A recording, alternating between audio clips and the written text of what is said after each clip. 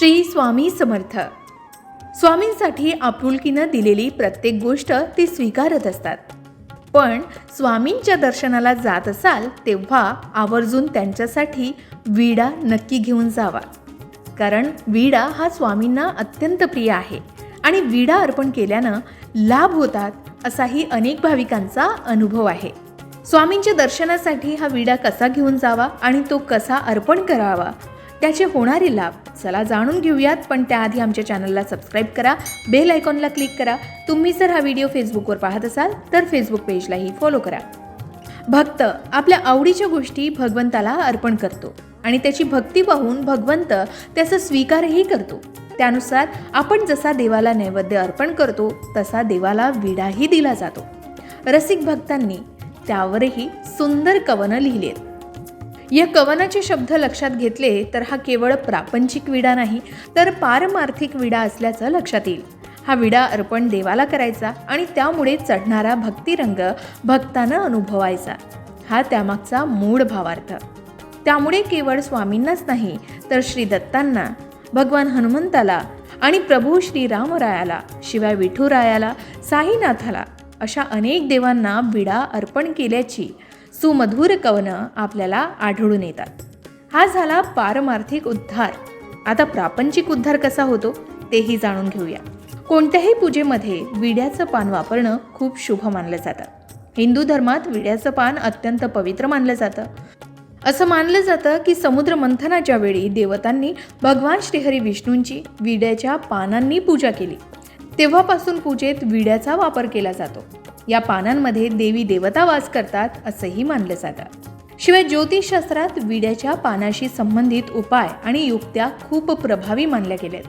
विड्याची पानं केवळ कामात यश मिळवून देत नाही तर आपल्या कामातील अडथळेही दूर करतात. असेच काही इच्छापूर्तीसाठी विड्याच्या पानांचे उपाय सांगण्यात येतात. त्यापैकीच काही उपाय सुद्धा जाणून घेऊयात.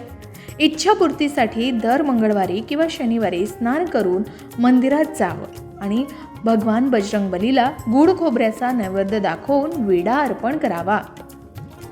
यामुळे आपल्या इच्छा पूर्ण होतात.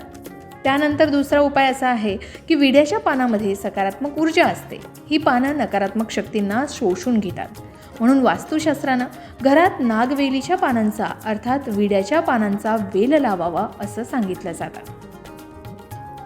तिसरा उपाय असा की स्वामी समर्थांना आपण विडा अर्पण करतो तसा दर गुरुवारी दत्तगुरूंना स्वयंपाकाचा नैवेद्य दाखवून विडा अर्पण करावा.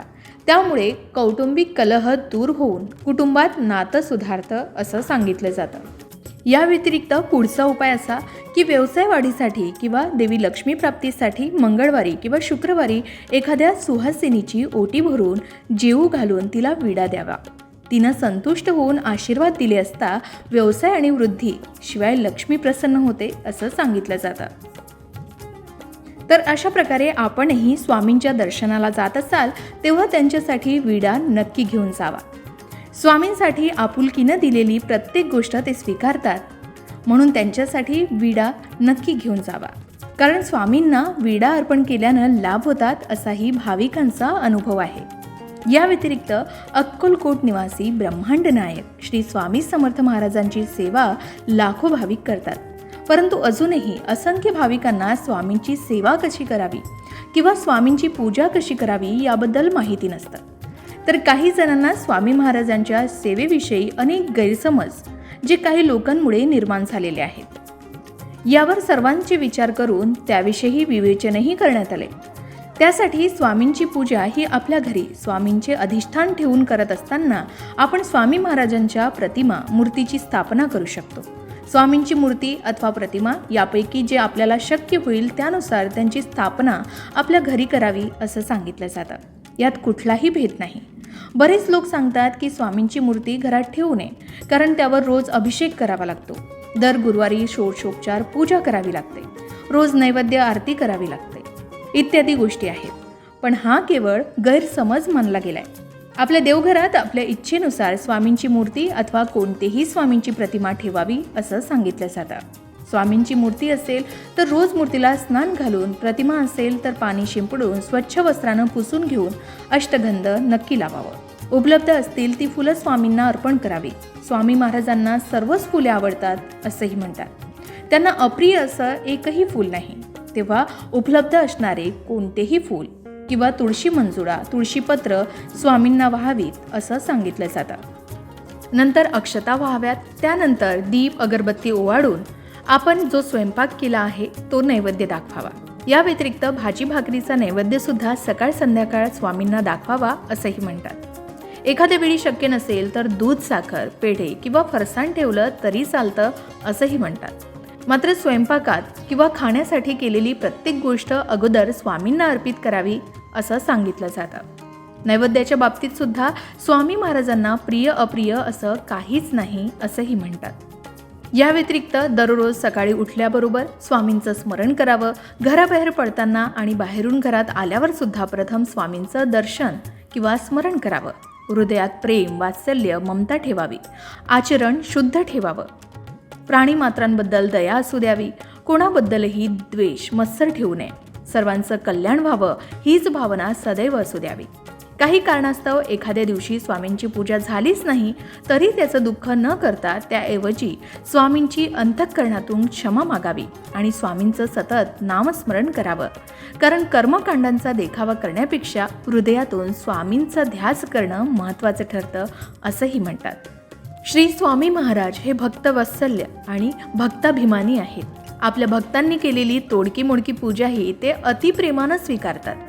गजेंद्रानं आर्ततेनं अर्पण केलेल्या केवळ एका कमळ पुष्पानं धावून येणारा आणि कोट्यवधी भक्तांचं केवळ नामस्मरणानं कल्याण करणारा पूर्ण परब्रह्म अपुऱ्या पूजेअभावी आपल्यावर रागवेल ही भावना चुकीची मानली गेली. तेव्हा स्वामी महाराज रागवतील ही भीती स्वामी भक्तांनी मनातून काढून टाकावी आणि जशी जमेल तशी स्वामींची पूजा, भक्ती आणि सेवा नित्यनियमानं करावी. तर अशा प्रकारे स्वामींच्या दर्शनाला जाताना त्यांच्यासाठी आवर्जून एक विडासुद्धा तुम्ही घेऊन गेलात तर नक्कीच स्वामी तुमच्यावर प्रसन्न होतील. तुम्ही सुद्धा स्वामींच्या दर्शनाला जाताना विडा घेऊन जाता का? आणि त्यातून तुम्हाला काय अनुभव आलेत हे शेअर करायला विसरू नका. अशाच प्रकारच्या माहितीपूर्ण व्हिडिओसाठी लोकमत भक्ती चॅनलला नक्की सबस्क्राईब करा आणि बेल आयकॉनला क्लिक करा. म्हणजे आमच्या नवनवीन व्हिडिओचं नोटिफिकेशन तुम्हाला मिळत राहील. तसेच योग्य आध्यात्मिक मार्गदर्शनासाठी लोकमत भक्तीच्या फेसबुक पेज आणि इन्स्टा पेजला लाईक आणि फॉलो करायला विसरू नका.